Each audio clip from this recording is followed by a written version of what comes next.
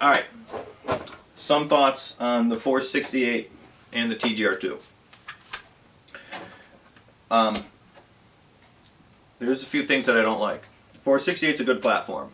I use it with the Scarab kit. I'm not a fan of the D-Mags unless I'm sniping and use the short one. But here's a problem that I found, and it is an issue for me. The bracket and charging handle for these tanks. You are limited. See how much that turns? So you're limited to where this rod is going to do, because it's going to hit every valve on here. And then you have the charging handle that will hit the gauge if it's on top, because it's such a low profile. So that means if I screw it all the way in and I have to back it out to the point where I have to back it out just enough where it doesn't get air, I can't use it. And plus, I don't like scratching my stuff up.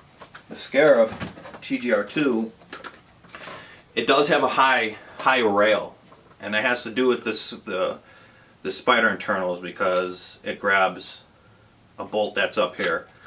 But that will clear all of it, the gauge and everything. The second thing I don't like is the charging handle itself.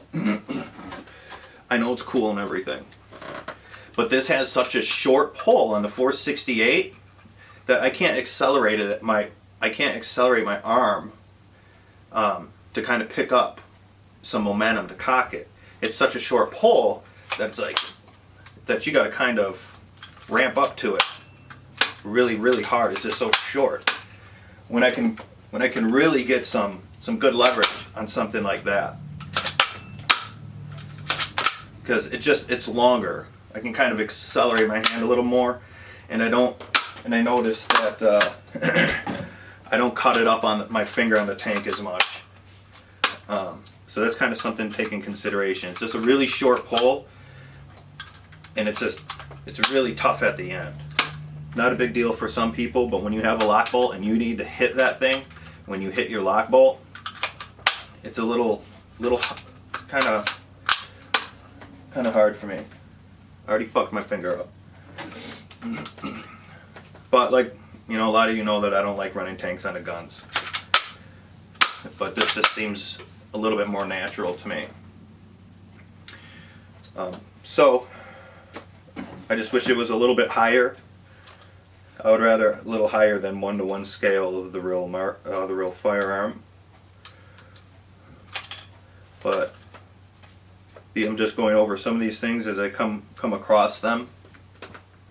The other big thing that I don't like, I know we're going to get debated on this about popularity, is the spider threads. Pretty much most WOODSBALL markers out there are an A5X7 threads. And all of my barrels, all of them, pretty much they're all Wrap 4 barrels, the Recon barrels. I really like those. So I have different sizes and all the tips. I can't use any of them in here unless I put some kind of converter in it. So I don't want to start over on my barrels, and you can't.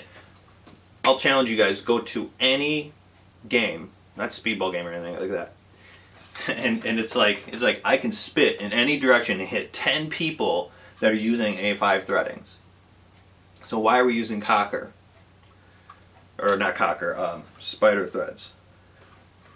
I wish it was A5, and I can kind of keep everything the same, because I use it on my Milsigs, I use it on my TGR2s, my Tippmans, of course, your TPXs. It just seems to be the better universal threading. The other thing is the lock bolt. The bolt itself is a plastic, which I'm assuming they did that to try to lighten the load and get more efficiency or shots per tank. But what I'm noticing is my lock bolt is starting to warp the top. I know people are going to say counter shots, but that kind of defeats the purpose of that. And in the heat of the battle, I lose count. I don't know if maybe I got 1 or 2 left. I already broke the little hook off, so I'll have to figure something out. Maybe I'll put like one of those those quick ones.